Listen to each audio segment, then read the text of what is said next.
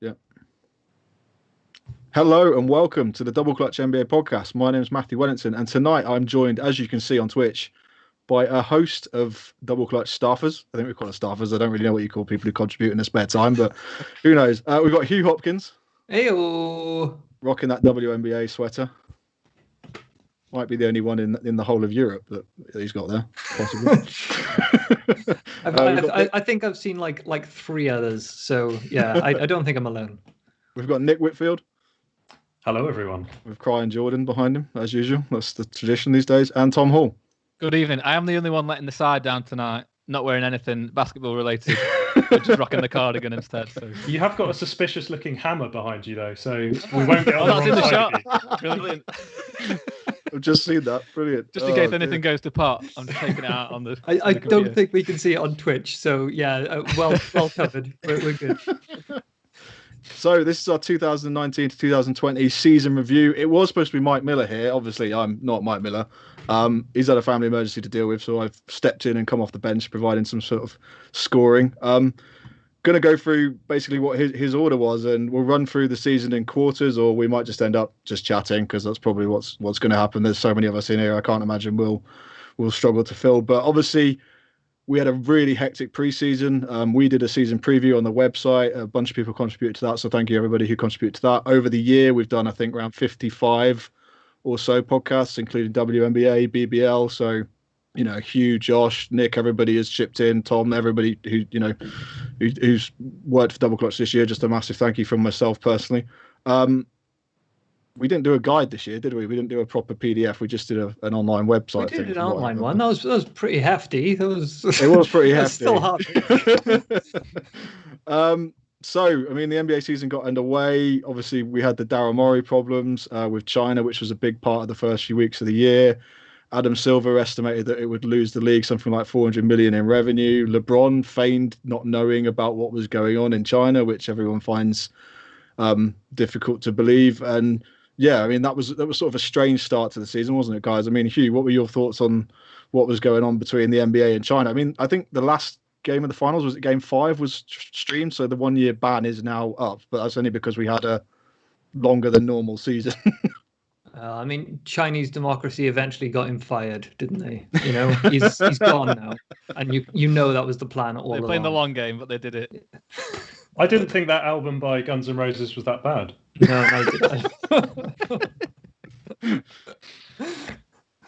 yeah, it was. Always count on Nick for a pop culture reference.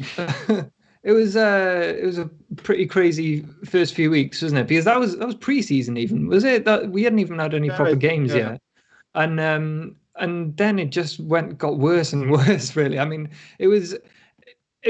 to me, this whole season was like the start to the finish of Game of Thrones packed into one NBA season. Because you had a huge plot twist right out the gate. Then you had gripping drama with dozens of plot lines that you couldn't really keep up. No spoilers because I'm in season 5 at the moment. So. Okay, I won't do any major things, but we had tragedies. And then we went into like deaths of David Stern and Kobe Bryant, and then we had heroic moments when all these players were doing all these social justice campaigns and these epic individual performances on the court. And then you had this weirdly long gap between I think it was the 5th and the 6th season, and then you had this weirdly long gap in the NBA season, and then and then the final couple of seasons, then the final few weeks of the NBA season, it was just really rushed, and everybody sort of got the ending that you thought was going to happen, but it was kind of a disappointment. Sorry if that's a spoiler, Tom. I'll not read into it too much. It was complete chaos. I mean, I think Hugh and Tom, you two were on the season preview show, and I did go through and check early to see if there was any clangers in there. Yeah. Couldn't pick up on anything. You did all mention something about this year being the year of defense. So I don't know if we saw that because obviously the Clippers came crashing out quite early, but it was a strange regular season to start off with. I mean, you had all the performance enhancing drug bans, Wilson Chandler, DeAndre Ayton, John Collins, like.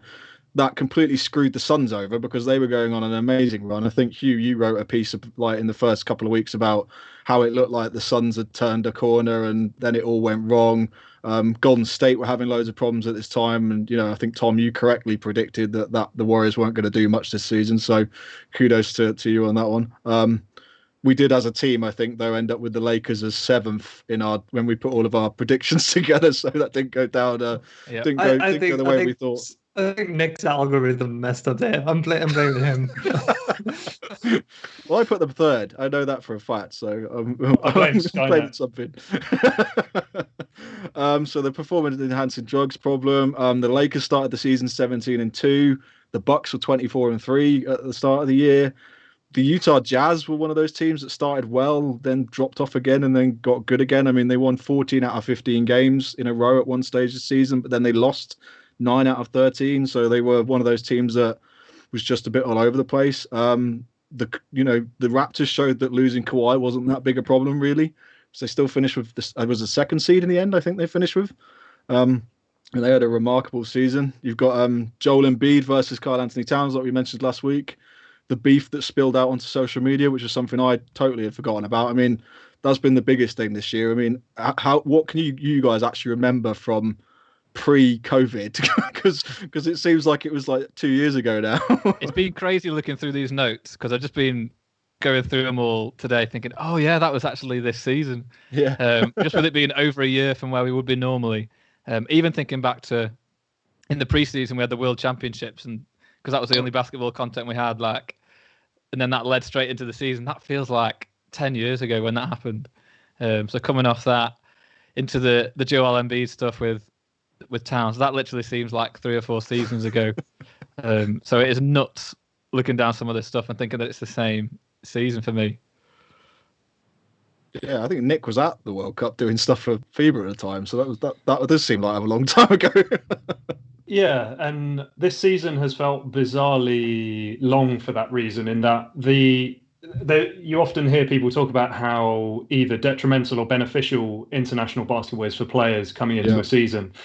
And a lot of the players who did really well this year or overperformed what you expected necessarily were actually out at the World Cup. So people like Donovan Mitchell, Jaylen Brown, Tatum, Ricky Rubio had an unbelievable season, and Spain won the FIBA World Cup. So it really felt like a lot of players really benefited from that time out in China.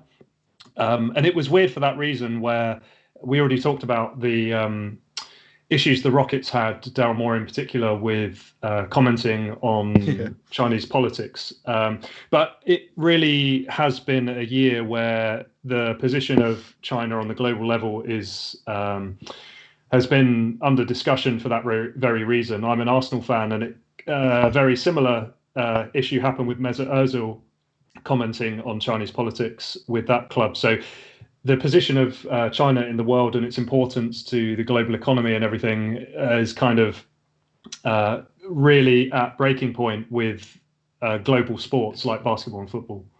Yeah. I mean, the original tweet, I think, was "Fight for freedom, stand with Hong Kong." So that obviously didn't go down too well. That hasn't come out of the press since, China started changing laws and all kinds of things over there. But it was a difficult situation for the NBA. I think they'll rectify it. The cap situation as a whole this year is going to be strange. I mean, I mentioned it on NBA UK Fans Live at 5 the other day.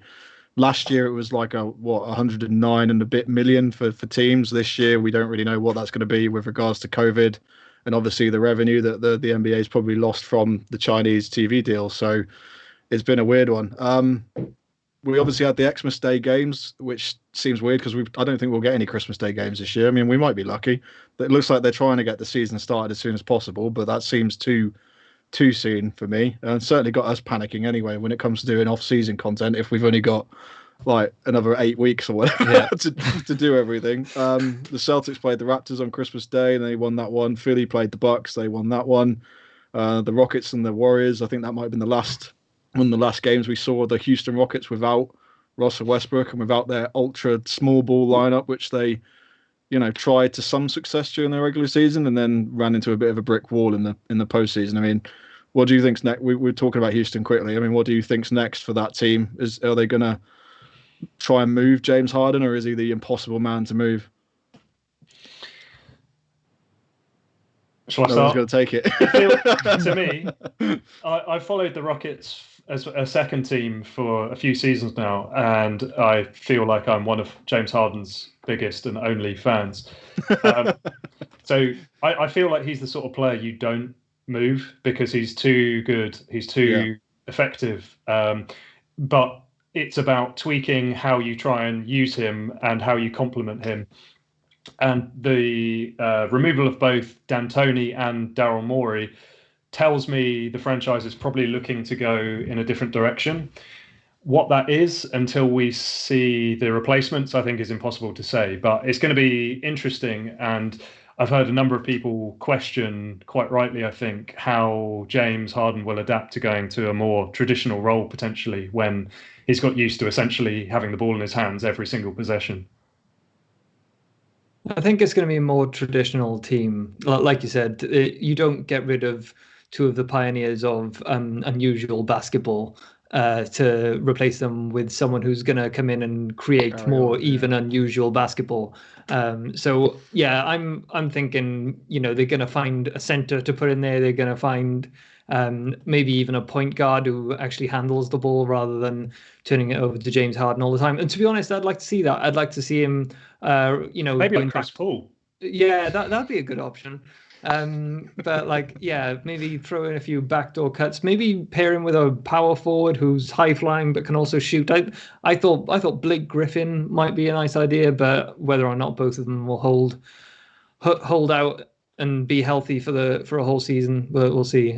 But yeah, I'd like to see him in a more traditional setup, and see if you can get the most out of him that way, because as successful as it has been, this experiment that the Rockets have been doing for, 4 seasons. Since they signed Ryan Anderson, it seems like it's been fantastic, but it's not resulted in the ultimate goal that they wanted to do. Akin to the Phoenix Suns or that D'Antoni used to run.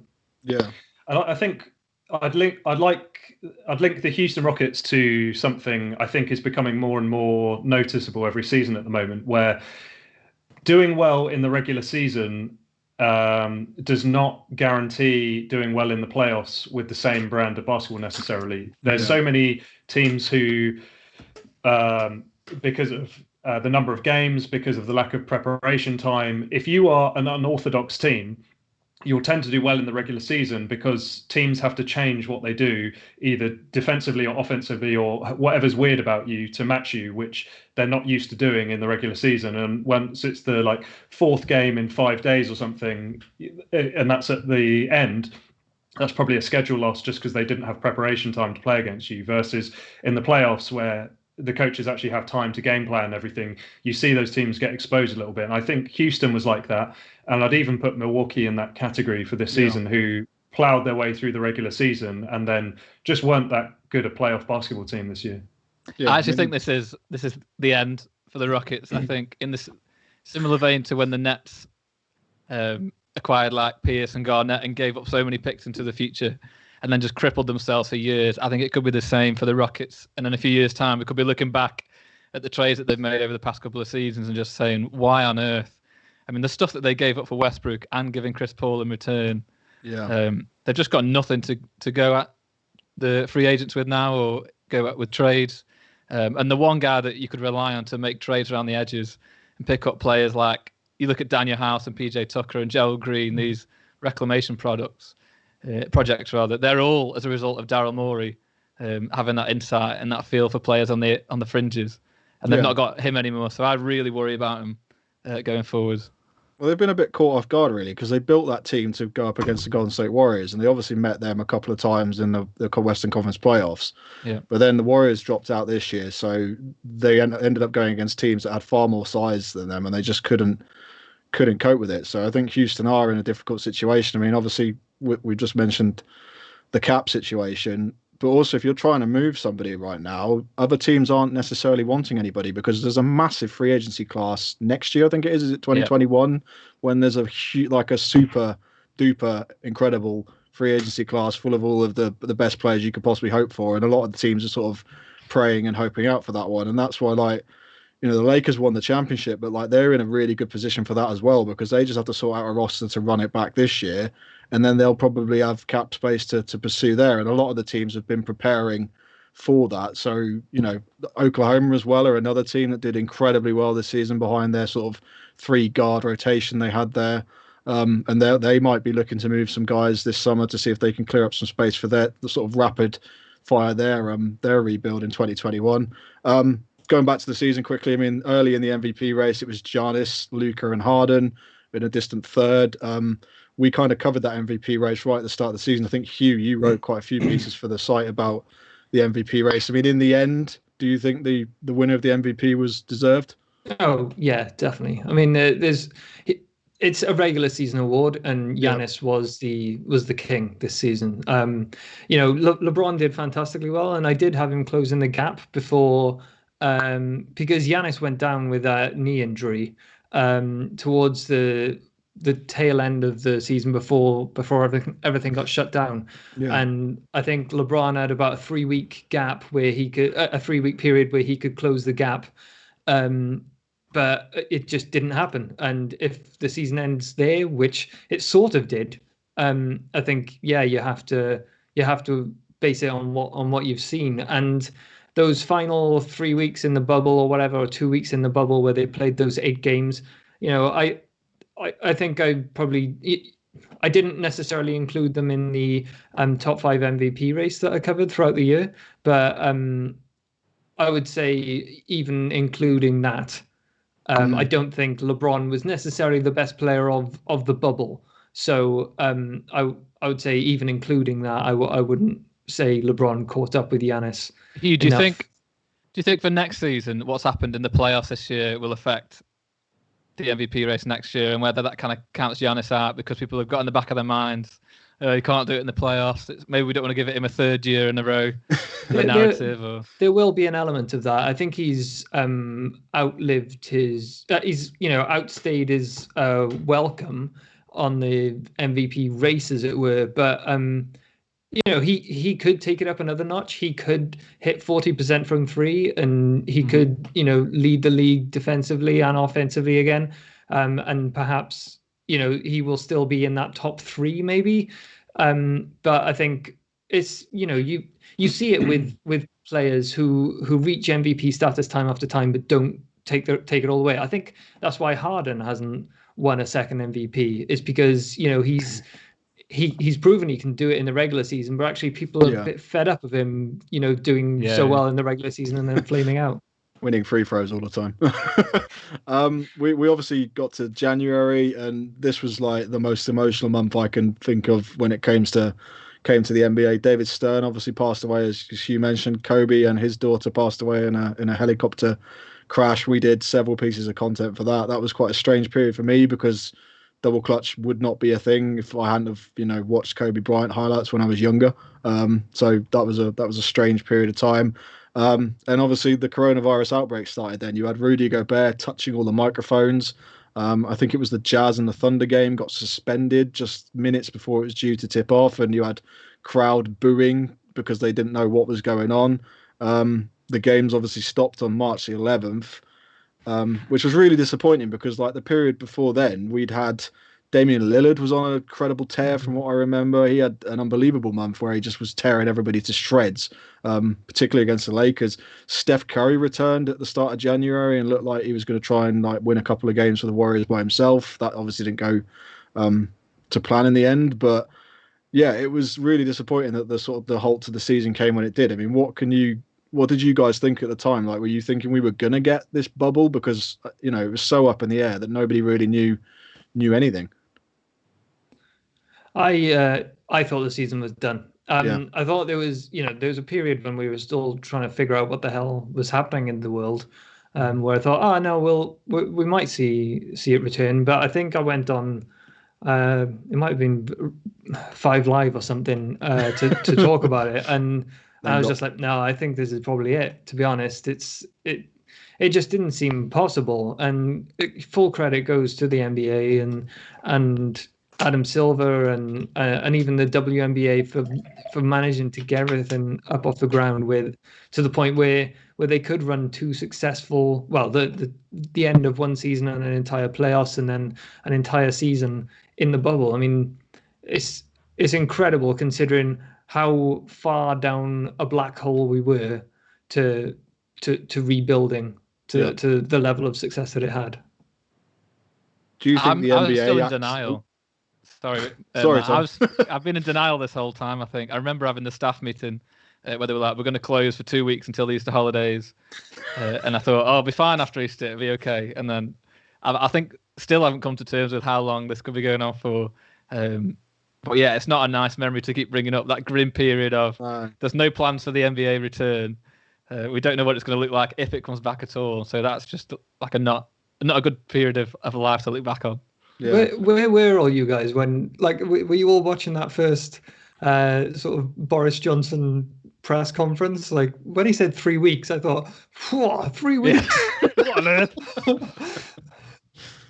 Yeah, I can't really remember that massive that period of the year was all a blur for me because, like, I mean, I don't think I've spoken about it, but like my nan was in hospital at the time, and then she got moved out to a care home, and in the end she had COVID, and then we had to isolate for 14 days, and this was when companies weren't happy about it, so I had a bit of a row with my former employees, and then it all kind of hit me in the spell of six weeks because I was made redundant as well. So it was all chaos at the start of this year. But then obviously basketball coming back, it wasn't all doom and gloom. We did get the Last Dance, and with Nick Whitfield here and the Jordan thing he's got going on in the background, we had to mention the fact that the Last Dance came along to sort of save everybody. And basketball interest in the UK at that point seemed to just rise massively. You had Talk Sport and 5 Live all talking about it.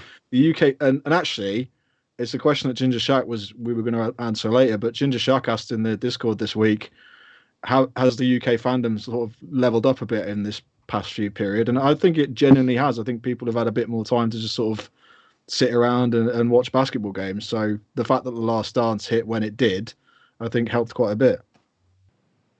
Yeah, and I'll go into a bit of detail on that one. Oh, just for the record, I'm wearing a Jordan UNC as well. Nice. I'm completely Jordaned out. That was really... Don't get me started on that one. I'll throw that back into Discord. It was really interesting on my Twitter timeline as a dual basketball and football fan, seeing the number of people who I only ever see talk about football suddenly also talking about basketball was baffling to me, but in a good way. And I think it also depressed me in a little way in that I've always maintained that basketball is such a good sport that all you need to do is to be able to put it in front of a captive audience, and it's good enough that people will embrace it. Yeah. Which, as a UK basketball fan, is always a kind of depressing thing where it's that simple, but we still can't seem to do it in an effective way to kind of really push the sport in this country. But for me, it was a really amazing thing to do because Jordan's second three-peat really coincided with me becoming moving from a sort of casual to a hardcore NBA fan. So reliving all of those games and those memories was incredible. A really kind of tough time of the year. So yeah, absolutely. And all of those Knicks losses, right? It was just glorious to rewatch. Well, obviously, also the finals runs around interspersed by those Bulls, also unsuccessful, obviously. Right, Jordan. Slander. There's quite a bit of chat going on in the Twitch at the moment. Thank you to everybody who is watching. If you're not watching, you can come along next week. It's twitch.tv/DoubleClutchUK. Mike Miller usually does that plug, so I thought I'd just step in and intervene there before we ended up talking about Michael Jordan a bit too much. Somebody's just asked which one. I'll get my words out. Who's the Shaq, Ernie, Chuck, and Kenny? There's 4 of us here, so I think we've got Chuck some time to just sort of. Who's Chuck or not Chuck? Oh dear. I'll happily take Chuck. He's I'm furthest on the right, so. Well, I'm getting comments about my little gaming headset about doing a rendition of Britney Spears, so I'll have to just do that privately for Mo Moonsey later. The Hoop Genius. Strange content being requested here on a Monday night. That's for Matt's OnlyFans. Oh dear. So yeah, we obviously had the season restarted. We had the sort of hashtag whole new game that the NBA were pushing. There was a lot of sort of very UK friendly or European friendly sort of marketing when it came to game times. And it seemed like at that point the sort of UK audience was peaking a bit. I mean, even a couple of my friends who have, no interest in basketball were watching games that were on Sky just because they were on a lot earlier. And I think we all kind of benefited from that as a community. I'm sure Sky Sports benefited from that in terms of like viewership and stuff. So having games on at earlier times was massive for everybody. Did any of those games stick out to anybody in particular, like those sort of seeding games we had? I mean, the Suns were amazing. We've got to get the bubble Suns a mention. Yeah, there was that Devin Booker shot that will live long in the memory, I think. Laying out on the court. Amazing. Yeah. Beautiful moment. I think just that whole run where you know that group of teams 5 through 12 in the Western Conference, it could have just gone any way, really. We could have had anyone in that final spot, and that's what made it so exciting. I was sort of against the whole idea of like a play-in tournament before seeing it this year, but I think it was a perfect way to end. Well, not a perfect way to end because it was sort of thrown in halfway through the season, but it was a perfect way to end a confusing and difficult season. And having that final play-in game, that was such an exciting game I'm all for it. If the NBA wants to switch that up and change how they do things towards the end of the season, I'm on board. I think going back to the Suns, it's such a weird season for them in that I can't remember a more enjoyable, completely unsuccessful season from a team. That's fair. Yeah.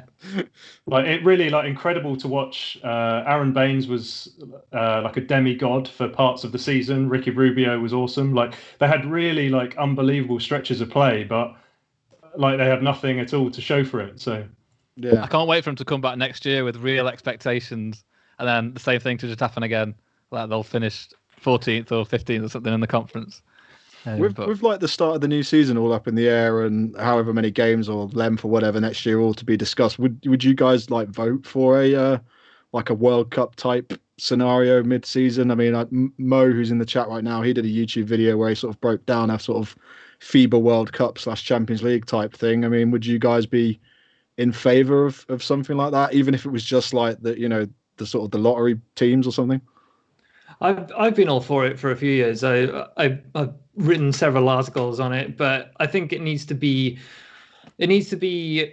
Personally, I'm all for halving the number of regular season games and then having 2 tournaments. One is a divisional tournament played earlier in the season, and each of the winners then of those divisions then goes through to a sort of final stage of the World Cup later in the season. And my ultimate plan for that is that that divisional tournament could then ultimately be a sort of worldwide international club tournament, where you get the top clubs from Europe and the top clubs from China all competing in this tournament. And I think then you can really, all these NBA teams always say they're the world champions. They're not. They're the NBA champions. Spain are the world American champions.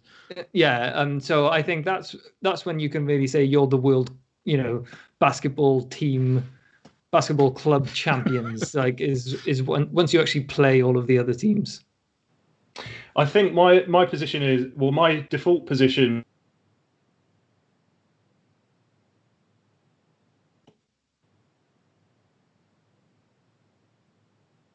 Have we all lost Nick, or is he just? Yeah, I was wrong on with the All-Star game this year. I couldn't have been. Oh, I think he's back. I think Greg's cut out there. Oh, sorry.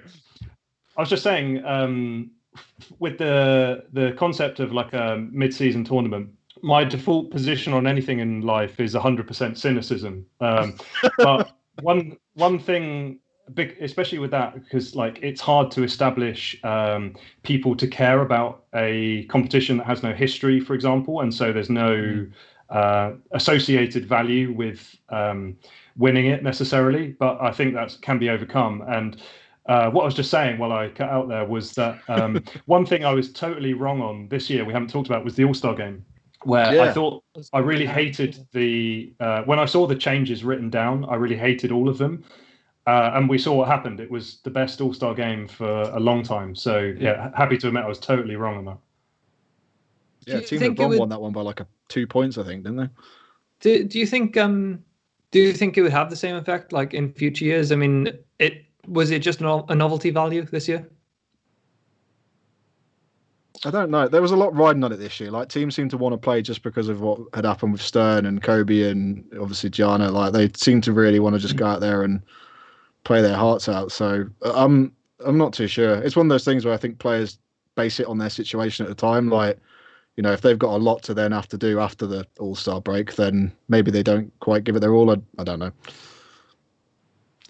Who knows? But yeah, I was a big fan of the All-Star game, and like touching on what you just said, it was the first time after David Stern, after Kobe, after Gigi, where the NBA all got to get together. Really, you know, it was a a very poignant time, and you know, we got to see all those beautiful tributes. And I think you know, the difficulty that they had at the start of this year and throughout this season, I think sort of helped create a unity to not just get everything back together, you know, for the bubble, but also, you know, but before anything started, with all these social justice movements, you know, we saw all these players sort of getting together to go out and lead marches.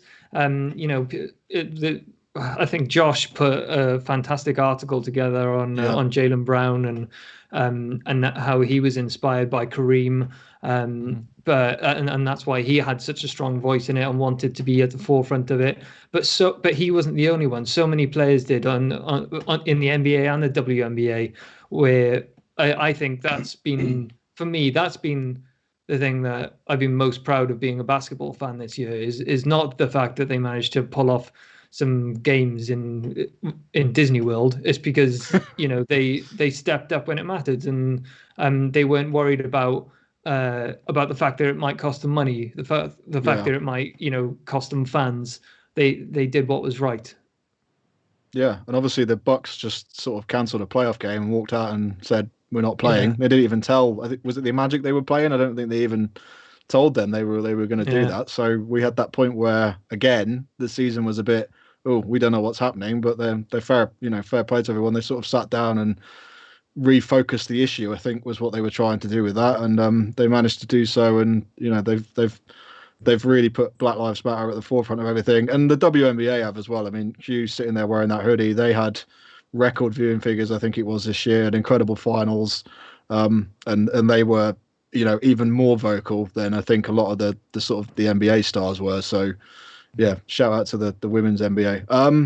The playoffs as a whole, did you guys enjoy them, or did you think they were a bit of a mare? I mean, I think the viewing figures are down, but I think that's just a trend in sports at the moment. TV figures are down, but digital engagement and content consumption is massively up. So what we're seeing, and if we take The Last Dance as an example, there is a TV rating of 0 because it's such an old-fashioned way of measuring actual like consumption of sports content. So I really don't think it's anything, and it's also changing. Like, if you look at how younger people consume content, it's more and more short form stuff. It's TikTok first of all it's Instagram, then it's TikTok, even short form. So it, like, people, just because someone doesn't sit and watch a whole game doesn't mean they're not following the league, and the value of the property is any less necessarily. I think Harry's one of the, like, Harry writes for the site, is one of those sort of, you know, flitters in and out and watches YouTube highlights and bits and bobs like that, and he knows his game as well as any of us here. So it's one of those just sort of changing generation things. I mean, it's like doing podcasts, I guess. Like when I started doing podcasts, it was all audio, and now it's all branched out into video and Twitch and live streaming, and it's constantly changing. TikTok's not something we've picked up on yet, though. I don't know who's going to take responsibility for running the the double clutch. If anyone's interested, get in touch. TikTok. No. Kirk's out. I think that might be a Josh Coyne thing. Post-game analysis, I mean, favourite moment of the season from everybody. I'm just going to run through what we had sent to us. Harry, who I just mentioned, said his favourite moment has to include LeBron passing Kobe. Yeah, that was a cool moment, and it was strange that was only a week or so, or a couple of days before Kobe passed away, I think. So that was a strange moment. Brian Tortoise, who has put favorite moment was seeing the Suns go undefeated in the bubble, followed by the Denver Nuggets run in the playoffs. That was great and quite unexpected. Matt Hardy, who runs UK Nets fans, he put, apart from the Suns, the bubble Nets being a sort of Cinderella story, a ragtag bunch of misfits coming in and beating the Bucks and the Clippers on their way. And then, Jamal Crawford's per 36 numbers were insane. So what were your guys' favorite moments? I mean, I thought Luka hitting the game winner against the Clippers was a big one. Like, that was a real I'm here moment for me. For me, it's a lot less of an important moment and more of a comedic point. Thinking right back to the start of the season when taco time was a thing for the Celtics. And there was a stunning moment where Brad Stevens, who just never shows any emotion, the crowd's going nuts for Taco to come on. And he just kind of turns to the side and waves for Taco to come. And the crowd goes berserk. He comes on and scores what feels like 1 million points, and he's got the best plus minus in the league for ages. So that for me was the highlight. There's also a beautiful cyclical moment with Taco Fall is that he obviously went to the bubble. And he was put in for that one shot. Yeah, last play. And someone tweeted that video where he was sort of trying to stop the inbounds, and the caption on the video was, "Taco, you had one job," and he really did only have one job the entire playoffs. But yeah, shout out Taco. I've got 3 moments I'm going to shout out. The first is Aaron Gordon being robbed of the dunk contest by Dwayne Wade. Oh, yeah, forgot about that. That guy cannot catch a break in a dunk contest. The second is Ja Morant's entire rookie campaign. I think he amazing. Is, when I think back to this season, it's obviously been dominated by a lot of terrible things like COVID and Kobe dying and things like that. But Ja Morant is one of the real positives I'll take away from this season and what I enjoyed going out my way to watch. Yeah. And the third is Dwight Howard turning up to a DJ session on his own in the bubble. And that completely defined Dwight Howard's career in one moment. None of his teammates, no one else thought that was a cool thing to go to, and he just walks in completely on his own. It's equally sad and funny at the same time. I'm super pleased for Dwight Howard, man. He's a dork and he's weird and he's annoying, but at the same time, I think he bounced around the league for a long time just because, he's clearly a bit of an annoying person to be on a team with. That's the reason why he didn't get along with so many players. But I think he just had a rough ride. He had a really bad back for so many years, and I didn't think I was going to see him on a championship team and starting in an NBA finals. That's just incredible. I was really pleased to see it. And finally accepting a role on a team. Yeah. And shout out to Melo as well for doing that. I didn't think Melo was ever going to accept a third, fourth leading scorer on a team. But he did. Prove me wrong. It'll be interesting to see with the likes of Melo and Dion Waiters and J.R. Smith and even Dwight Howard, even though he's won the championship, with LeBron being with him for a year, whether he'll fed up with him, accept him back. Yeah, whether that's 1 year's enough. Thank you very much. See you later. Enjoy your ring. Well, if he gets a chance to put the banana boat crew and he has to sacrifice Dwight Howard, I know where Dwight's going. He's getting his head straight chopped off. But yeah, I mean, shout out to the Portland Trailblazers social media team as well, because I don't know if you guys were aware this week, but the Denver Nuggets posted their top 5 all-time players and they missed Carmelo off.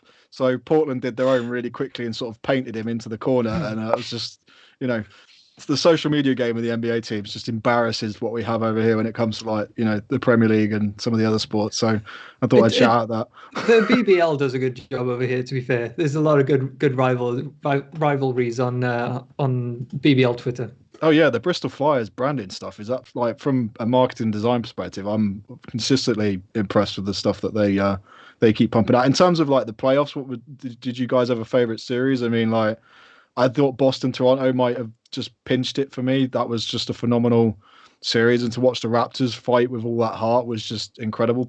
But I mean, were the finals impressive for you, or were they just sort of a bit of a meh? We kind of know the conclusion. I actually felt the Heat were really well built to play against the Lakers.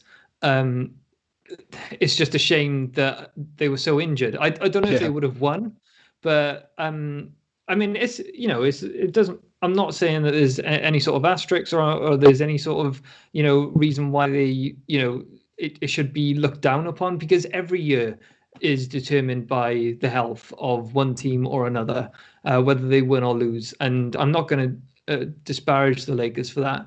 But I think actually the Heat could have given them a much better run for their money had we had Dragic and Bam Adebayo for the whole series, because I think that those two guys posed a lot of problems that I think the Lakers would have struggled with a little bit.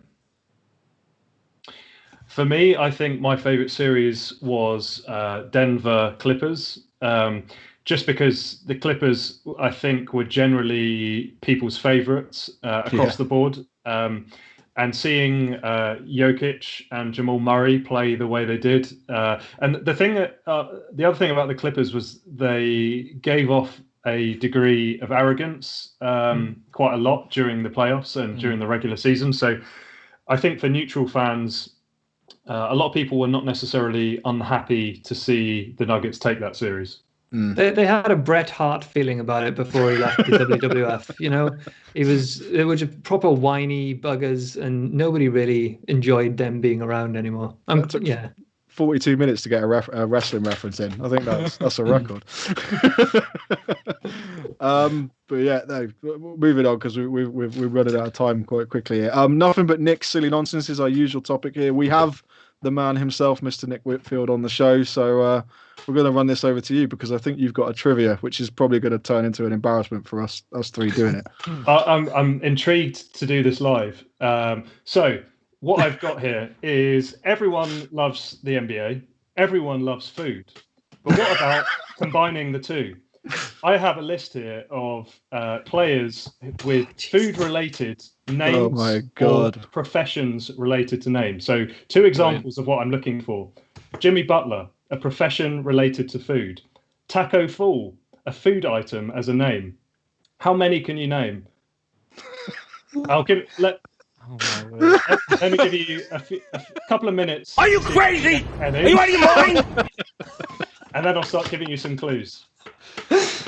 Let me give you some clues for my starting Jimmy Butler Baker. So at point guard, a delicious spicy dish associated with India. Steph Curry. Oh, there we go. Nice work. At shooting guard, a type of steak and one of Matt's favourite players. Ooh. Kobe Bryant. Kobe Bryant. Oh, yeah. At small forward, this guy is the GOAT when it comes to food-related names. Not only is his first name... The effect. His first name is a fruit juice, and his second name is a food condiment. Ooh. I don't think he's currently in the NBA. He was a high draft pick, played for the Bucks. I'm going to give it to you. It's OJ Mayo. Next Michael Jordan, apparently. At 4, although he played small forward in his career, currently has a son in the NBA, and his last name is a type of food that would go nicely with Steph Curry. Poppadom. What carbohydrate do you typically have with a curry? Rice.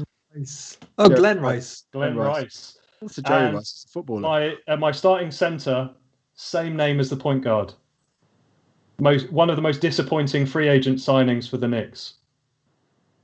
I know that list is long. Yeah. Another Curry. Steph Curry. Eddie Curry. Oh, man. Okay. Just to go down my list, I won't take up too much time. But we have Jeremy Lamb, Dion Waiters. Nice. Alan Crabb, Channing Frye, Brandon Bass, Del Curry and Seth Curry, John Salmons, Darvin Ham, and Dwayne Bacon. Brilliant. To be fair, What we a had a couple. roster. We had a couple from Matt Hardy on the Twitch We did, chat. yeah. Ice Dispenser Dinwiddie. He got was OJ one that Mayo. guessed OJ Mayo and Phoenix Capri Suns. Shout out to all the Capri Sun OGs. I think by the looks of it, next time Nick does this, we'll have to have Matt Hardy on because he's clearly on the. He's clearly better than the rest of us. Yeah. We've got more of a clue than we have here. Yeah. Talking Discord, discourse on Discord this week. Did you guys notice anything in particular besides the usual NBA 2K21 talk and all the GOAT debates that seems to be popping up every couple of days? I'm trying to think. It's been it's been a busy week in terms of my life. So I'm struggling to remember like when stuff happened. What stuff been wrestling related, but I don't think I saw anything wrestling related in there this week. But we did have some new people join, I think. So I'm trying to find the names now as I look down this document. And one thing that I mentioned it earlier just before we started recording, but it sounds cool that the Throwback Store is launching an app and a podcast. So I know he occasionally dips in. So does Hoopin' and Lootin' to Discord. But yeah, it would be interesting to see if that shopping experience gets any better using a custom app. I look forward to that. Yeah, I knew somebody had joined this week. It was Charlie Liptrot joined us on the 10th, I think it was, or the 15th, sorry. And Authentic 973. So hello to the new people. But yeah, no, Discord. Come and join us. It's discord.me/DoubleClutchUK. That's set up by Kirk, who's kindly sitting there and pressing the buttons for the goat noises and things in the background. Shout out Kirk. Shout out Kirk for all his incredible hard work. Live long and prosper. Oh, trading cards. Apparently there was a giant trading card debate in Discord this week. I wouldn't know because I wasn't actually on it this week. I was being missed it. I missed the trading card debate. Right, listener questions. There was plenty of those actually. This one's from DJ Santa Domingo. Who's the best player / coach ever to be produced by the UK? Ooh, are we not including Nick Nurse in this? Should we include Nick Nurse? He was molded by the UK. Molded. He was going to be my answer for coach, just because I think his experience in the BBL molded the coach he became, as you guys are alluding to as well. In terms of player, he also played in the BBL, did he not? Yes. Yeah. In terms of player, I think it's Lil Deng. It's got to be Lil Deng, isn't it? Yeah. I had a weird thing growing up about Ben Gordon. Yeah, Ben Gordon had a moment with the Bulls, didn't he? In 2007 and 8 when he played he was lights out as he was a flamethrower basically against the Boston Celtics, which was cool memories. He also came entirely through the US system though, so it's not the same as Lil Deng, who played a lot of his youth basketball before he went over to the States in the UK. So it's harder to consider Ben Gordon, I think. It's a real shame that I think Pops Mensah Bonsu had some moments where he was going to be actually a very good role player for an NBA team. I think he was sadly derailed by injuries on too many occasions, but he had a few stints with the Spurs. I can't remember some of the other teams that he played for, but he could have been. He had such athleticism, ridiculous athleticism, that he could have been something special if he had been able to put it together on the NBA level. And also, he's managed to retain a position, in the NBA world now. He's with the Washington G League franchise, so I think he's GM over there.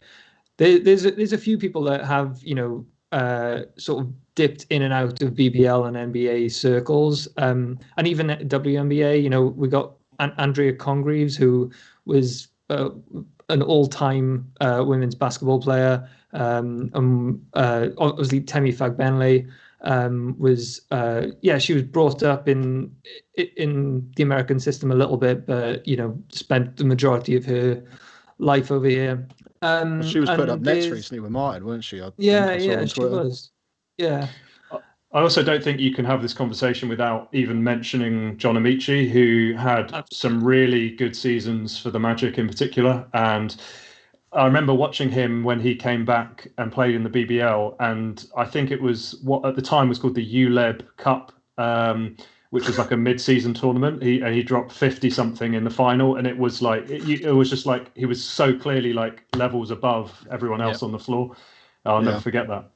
And I think just as in terms of like a sheer prospect, Ryan Richards, who was drafted by the Spurs, but didn't actually play for them, he suffered with some shoulder injuries and some other stuff. But just as like a sheer prospect coming out of the UK from Kent, he was a real top level talent as well. What about Joel Freeland? He seemed to have a pretty solid stay with Portland. I remember him coming in and playing some crucial minutes against, I think it was Houston one season.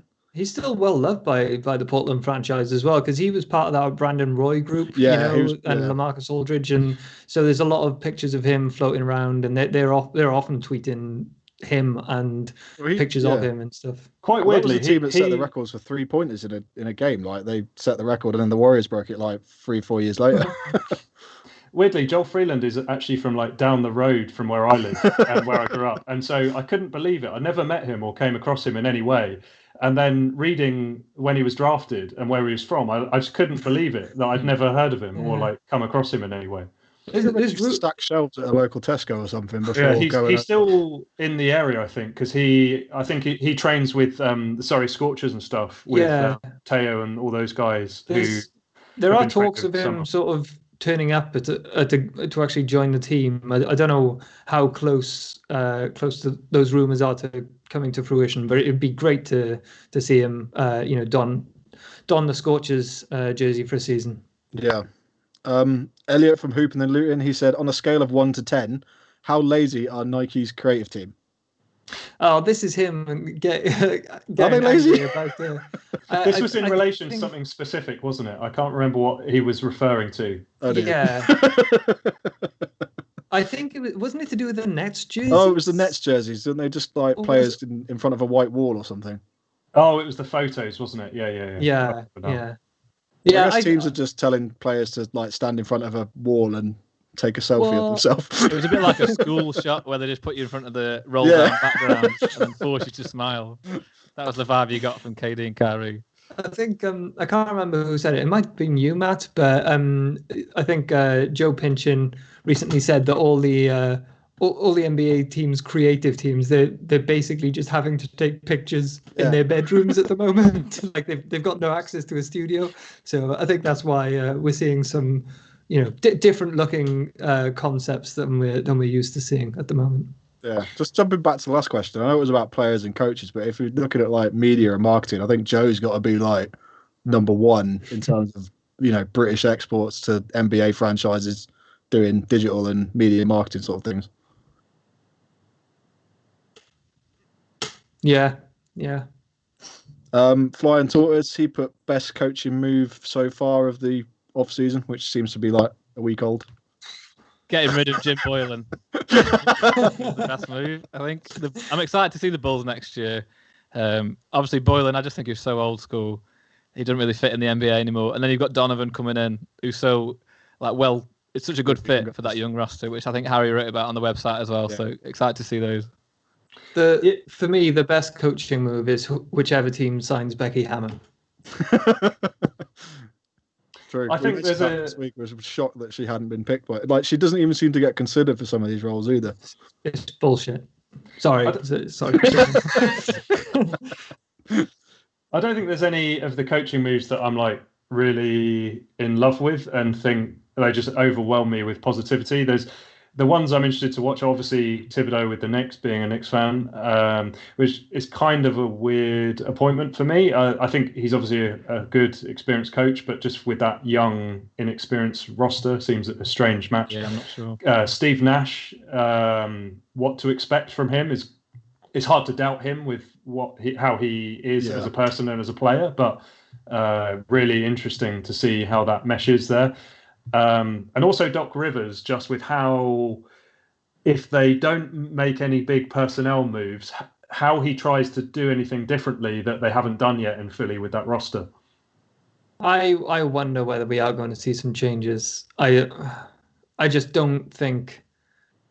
I think bringing in a new coach, it sort of signals, and also how many years has Elton Brand been there now? Is it just one season he's been there? Yeah, not very long, I don't think. I think he's going to want to put his stamp on the team a little bit. I think he's brought in a new coach who hasn't been with the team for a number of years, so he's going to have his own ideas. I reckon we might see a player moved. I don't know if it's going to be Ben Simmons or Joel Embiid, but certainly they're going to rethink the system a little bit, maybe. I was so high on them going into the season. I went back and found, when we all did those tweets when we picked like Rookie of the Year and MVP, I may have put a certain Australian MVP. So that didn't go down too well in the end. But I was high on Philly. I thought they were going to really make the most of it this year, but they didn't in the end. There was a second part to Flying Tortoise's question. He put, from the season this year, it looks like there is a little more parity across the teams within the two conferences. The higher ranked teams have looked less sturdy in crunch time situations. Hopefully, this means a lot more closer games. With this in mind, which conference do you think will be more enjoyable to watch next season? Ooh. Enjoyable to watch is an interesting question, because I think the Western Conference is better. Yeah. And I think the teams are better across the board. So they might not be as many. There might be just as many wins for the top teams compared to the Eastern Conference. But I think they're much harder to come by, and you're going to see more Western Conference lower seed teams battling for those bottom seed spots. Yeah. Whereas you are still going to get this is the top four in the East.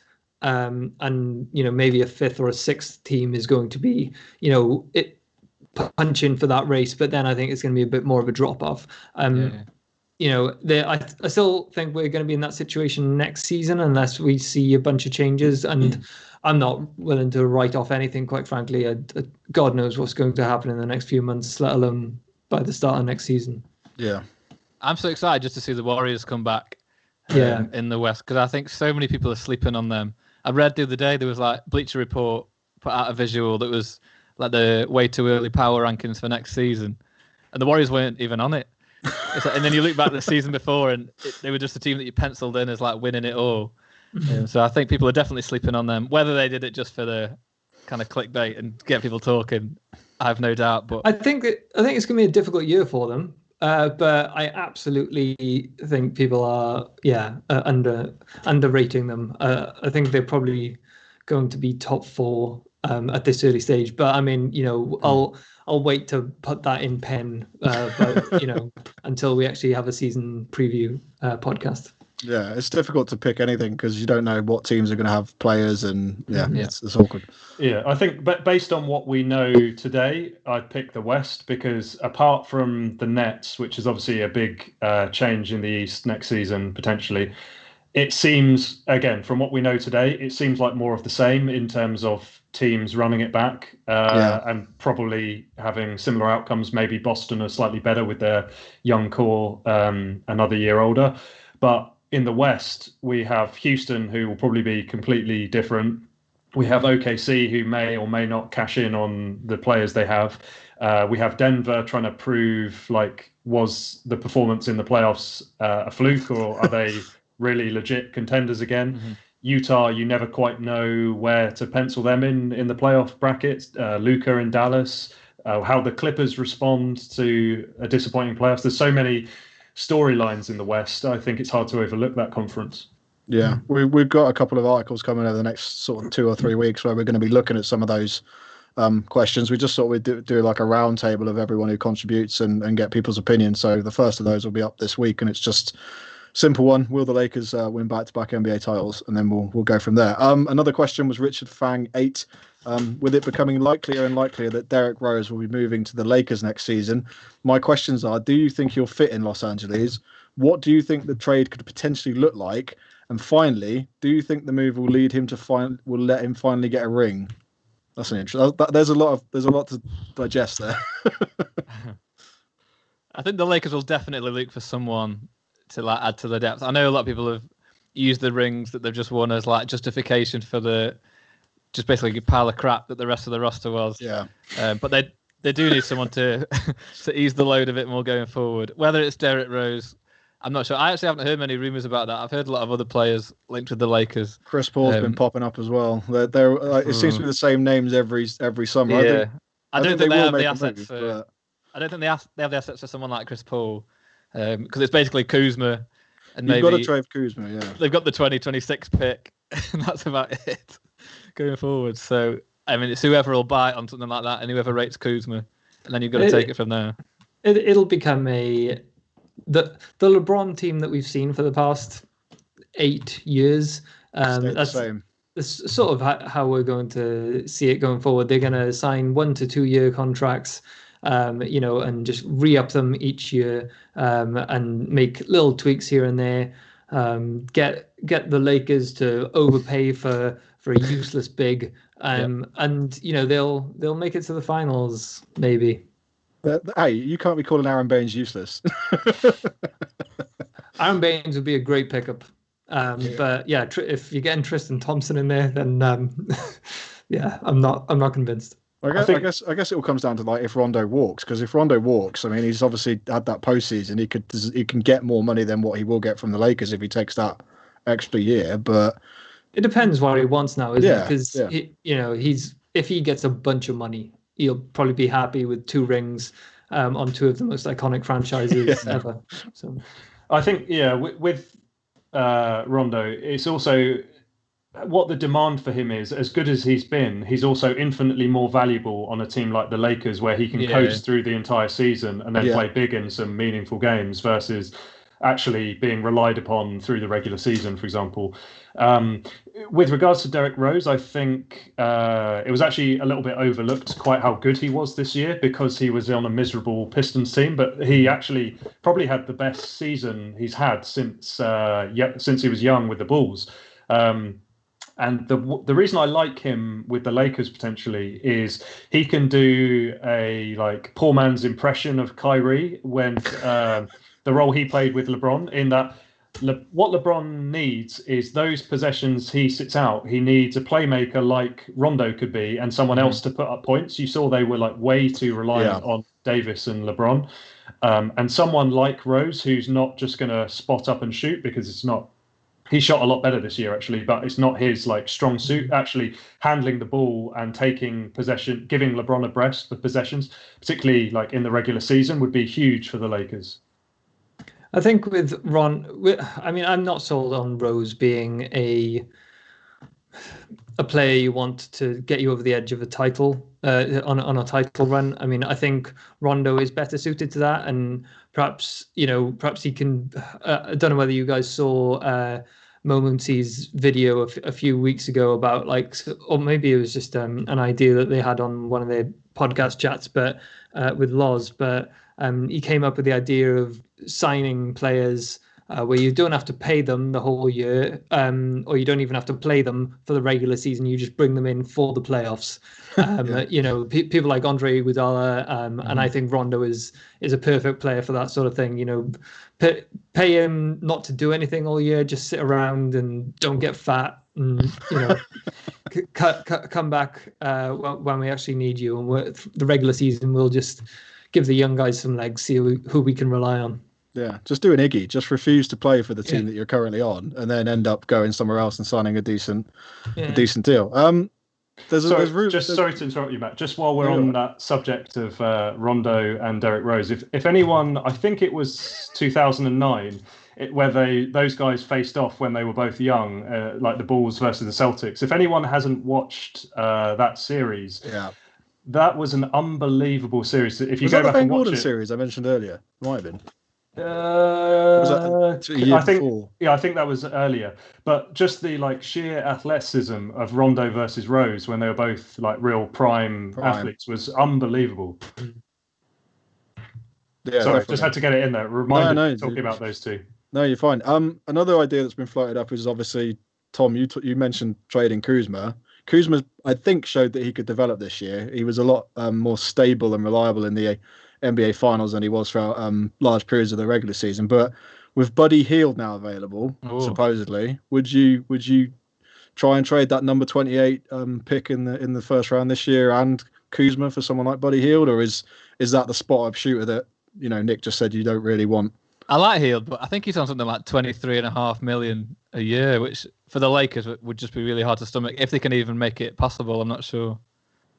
I think it would have to involve probably getting rid of Danny Green to make the salary cap work. He's on 14, 15, something like that. So, yeah. He didn't have a great postseason. No, I guess. True. Is Green on a 2-year? Yeah, he's so next year is the last in Danny Green's contract. Yeah. There's a lot of people to pick. I think there's 10 players are up for either free agency or they've got 1 year left on their contract that they can take. Classic LeBron team. Yeah, AD's obviously opted out and is apparently willing to build that contract around whatever the cap situation ends up being, so that the Lakers can compete more. Right. Did we have any more questions? Well, Ginger Shack asked about the UK community. We did answer this quickly earlier, but I just want to get your thoughts on it. Thoughts on the UK community during the hiatus and during the bubble. Have you seen growth and change? Hugh, you obviously write quite a bit for Sky these days. Have you seen sort of growth and change when you've been doing things? Yeah, definitely. And a big reason is because of what Ginger Shack and the rest of the guys at NBA UK fans do. They really held it down. Did a fantastic job at creating regular content. I think we played our part in that as well. I think we struggled with the lack of games, but we were able to do a lot with. Josh held it down with like the movies podcasts. I did 1 or 2 on like Black Lives Matter, that sort of thing, and there were a lot of, and we had things like The Last Dance that really helped keep everybody ticking over. And I sort of made a note about this, that like I think The Last Dance, it did wonders for the UK community, and it's a shame that actually we haven't been able to capitalize on that because momentum, because there's no you guys, well, certainly Nick, Tom maybe, but like we play basketball to a low standard, and I haven't been able to go back yet, and I was really looking forward to going back and seeing a bunch of new faces and meet a bunch of new people that had been inspired to either start or start again after many years off after seeing The Last Dance, because it felt during that time that it was thriving. The UK community was really thriving, and I was really looking forward to sort of experiencing that in person. Going to games and staying up with people watching games, and we did a lot of that when the NBA returned. But yes, it's a shame that we haven't been able to capitalize on it physically in that way. You've just pointed out a fatal flaw in me as a 6th-man host, is the fact that I don't actually play, so I'm not coming on and getting any buckets. There's nothing wrong with that. Nothing wrong with that. Not everybody does. 2K counts. Oh man, brilliant. Normally we would do games of the week, but obviously there's nothing here. So I'm just going to ask you this: what are you guys doing to fill the void at the moment? Has anyone taken up fishing or some strange sports? Is anybody running, doing couch to 5K? I have been running actually, but it's funny because now I feel like I engage with more basketball content now than I do in the season, just because I go like all in on the draft, like that withdrawal system that I have from the games. I just fill with anything that's out there NBA wise. So I'm going to thoroughly enjoy looking at the second round of this terrible NBA draft and learning everything about every prospect.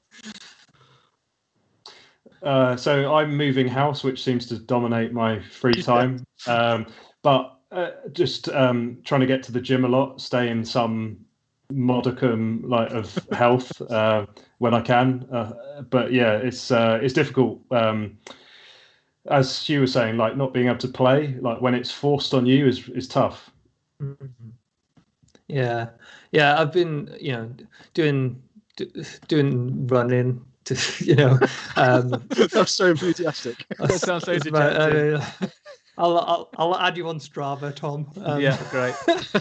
But yeah, no, yeah, I've been getting back into into WWE, so yeah, that's why all the wrestling references have come back out because that's what I tend to do when I've got no basketball to watch. Yeah, I'm researching the draft a little bit to do some stuff with Sky, but yeah, it's this is the time of year when it's like silly season in politics, isn't it? Yeah. It's like when you don't have that period. That's every day now, isn't it? Yeah.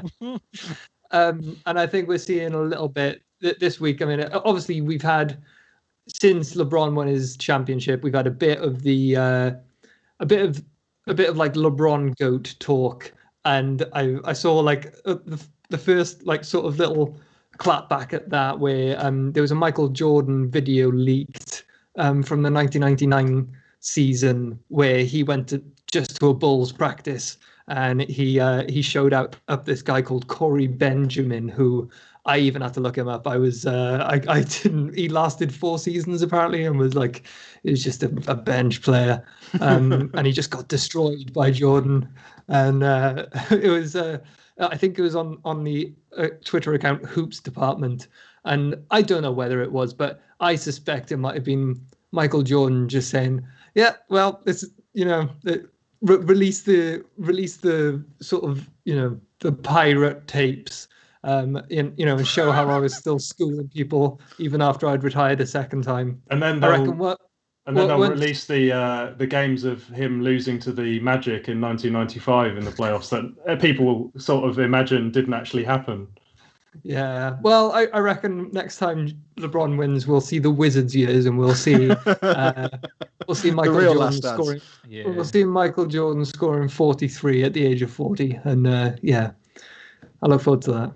Some of these secret documentaries that are probably being filmed at the moment that we know nothing about. I know there's a Kobe one coming out, and I know LeBron has said he's got something coming, so we'll have to wait and see. Anyway, thank you everybody who's dropped by on the Twitch chat tonight. I see you out there, Hoops Genius of Sky Sports, Ginger Shack, NBA UK fans, Flying Tortoise, a very long time podcast listener. I think he's actually been here since the first episode, which is damn impressive. Captain Kirk, Matt Hardy. I'm running out of the people. I've probably said the same people, but yeah, thank you to everyone who's turned up to have a watch today. You can obviously do so next week again. It's the same address, twitch.tv/doubleclutchuk. The website is doubleclutch.uk. We had a piece called The Evolution of Duncan Robinson, which had some fantastic artwork from Steve Laird, who's one of our graphic designers. Sid wrote that one. It's a great piece. Go and check that out. We've obviously got some off-season content coming. As I mentioned, we've all been working hard on that behind the scenes. Twitter it's floating along at the moment. Twitter, I think that it's died. I have noticed that it's died down the last few days with people talking about basketball, but I'm sure it'll pick up again. We should do something on some European players or something, maybe. Yeah. That is coming. 100% coming. All the artwork's there. I'm not wasting all that artwork. But that's what I've been doing when there's been no basketball. I actually subscribed to The Athletic, so I've got The Athletic for £12 for 12 months, which is brilliant, amazing. So I'm checking out The Athletic finally, which is well worth the praise it gets. So yeah, that's what I've been doing, and obviously the roundtable content which we've got coming out. But is there anything you guys need to shout out or plug before we go? Yemi Bamiro. He's got a new sneakers documentary coming out in the next few weeks. I think he said to me it will be on the BBC in November, but it's about Jumpman, about Jordan, and about the dark side of Jordan's. And yeah, I've got an interview with him coming out in the next few days, so keep an eye out for that. And your Jeff Pearlman interview, which is up now, so go and check that out if you haven't done so already. And watch it on YouTube. It's also on YouTube, which Kirk is putting quite a bit of effort into getting our videos and bits and bobs working. Flying Tortoise has just put, I think I remember Corey Benjamin, so we're not alone there. Thank you very much, guys. It's been a pleasure, and we will be back next week at the usual time of 9 o'clock. Thank you very much. Soon. Peace. Get off my bridge. We ran over. I'm sorry.